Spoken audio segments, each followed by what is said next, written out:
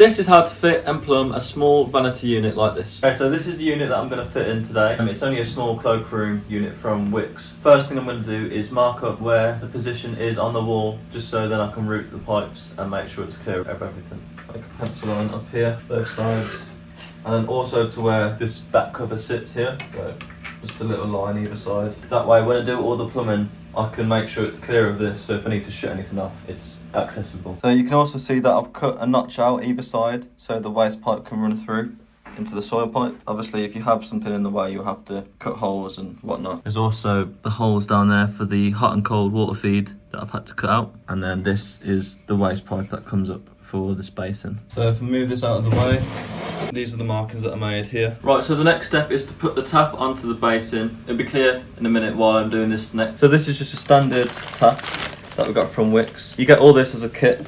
So obviously you've got the flexi pipes, the all thread bolts and nut, and the seal for the actual tap. So this seal, or like a decoration plate, sits underneath the tap here, and then that's what it will look like when it's sat down on the basin.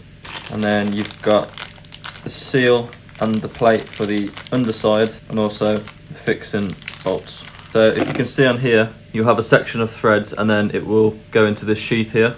That's where you screw up on the tap side, and it will basically just stop you from going further than you need to. So yeah, don't screw it in on the flathead side. So unfortunately, these don't fit through the basin together, so I'm gonna have to do these from underneath. So on the underside, you'll have this sort of half moon shaped plate and the seal that goes like that. So you can screw these in at this point, take the nut off, and then the same for the other one, screw that in. And then you can get the decorative plate, slide that over, slide through from the front, take the rubber seal, put that on first, the plate, and then obviously you take the nuts, thread those over.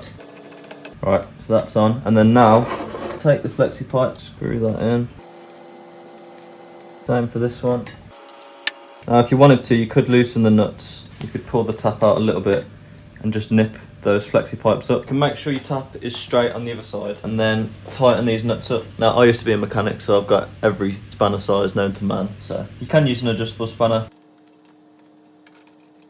So now hopefully it makes sense why I wanted to do this next, and I'll basically be able to see how far down those flexis fall, so where I can build up to with the pipework. That should leave me enough room to have the isolation valves there. And I've just made a rough mark there. So now we move on to the plumbing. Obviously I said here, originally we've got the hot and cold feed just coming out of this wall. These are copper pipes going into speed fit elbow connection. So all I need to do now is turn the water off, drain all those pipes out, and then I can create the pipework that I need. Should be pretty straightforward. The water's turned off. I've just got this old paint bucket here, so I'm just gonna slowly drain whatever's left. As easy as that. Then the same for the cold. All I'm doing now is taking some plastic pipe and just measuring how long I need it to be basically. You do get the little markings on it to advise you where to cut, just so you know when you're pushing it through the seal that it's gone in as far as it needs to go in. I've measured mine to there. Line it up.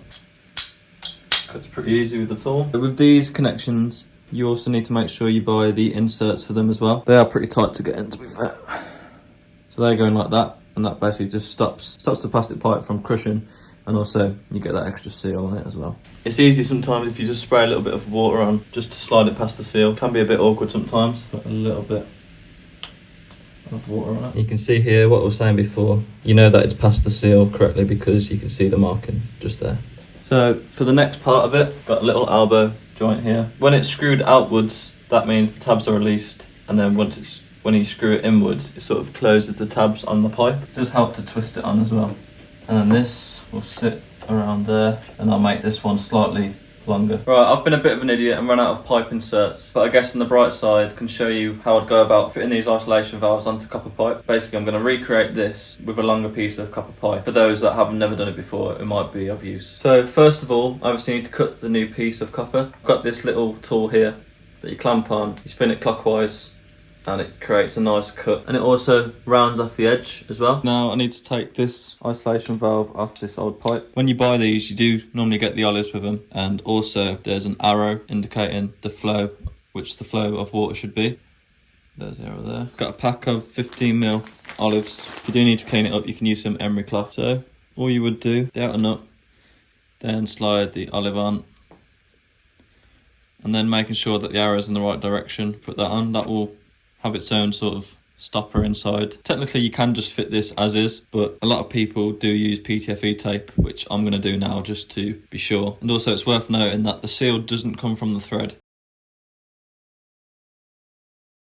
And screw that up to it. Guess you could look at it as a bit of an insurance policy.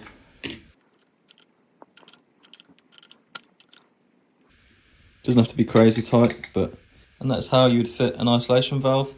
Same for the other side if it was just going off to another copper pipe, but in this instance the flexi pipe screws directly onto this. So hopefully that made a little bit of sense and you can kind of see what I'm going for there, and now you can understand why I made the markings on the wall. So basically I'm just going to replicate that for the cold feed, get them both up to there, and then I can move on.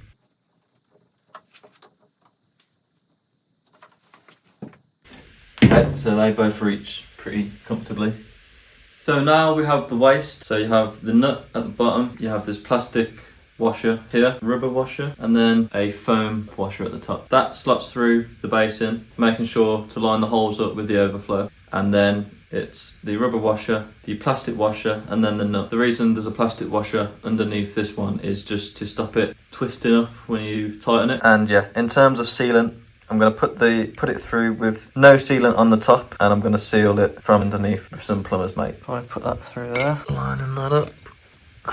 So with this rubber seal, if you can see on the camera, it's got a flat end and a sort of oval end. The oval end will go up towards the sink, the flat end will be facing down, just for even distribution when you're doing the nut up. I'm using plumber's mate just to seal it. This is good because it's flexible, doesn't make as much of a mess. So if you create a little sort of sausage, wrap that round, just making sure to push it sort of up the threads, create the best seal.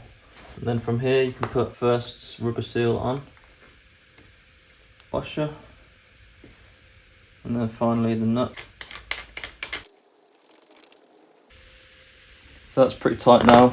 All this excess plumber's mate you can just take off. All the excess will be forced up into the threads, and that's how it creates the good seal. So that gives you an overview of what we're looking like down here. This is the trap that I've got. Obviously with it only being a small basin, only needed a small trap. It's a 1 1/4 inch, and you get the seal for the top that sits on like that, and then it goes off into a 32mm pipe connection there. Screw this on here.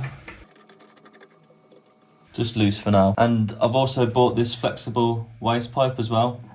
Looking at it now, it's massively overkill. I wasn't sure which one to get, but it's alright, I can shorten this down so it will reach and it will look something like that. So that's kind of the setup I'm going for. Obviously these flexible pipes are good for the DIY. I got these all from a builder's merchant, so they all will work fine. The connections are pretty simple. Again, obviously you have the nut which goes on first, the little plastic washer, and then this rubber seal here, so it will go this way. The seal should be angling forward, and that will go in like that. Screw up nice and easy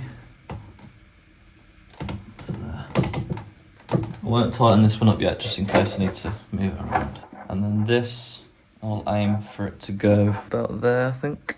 So this is what it's looking like now. Obviously I've tested the water. There's no leaks on all the connections and all the pipes, which I'm happy with. So yeah, so this is where I'm going to leave it because we do need to paint the walls, so I will have to move this out slightly a couple of times. So I'm not going to seal the edges yet. So yeah, I hope that helped you in some way if you're doing a similar thing. Obviously the plumbing is pretty simple, especially using these speed fit connections. Simple setup and easy to do for anyone.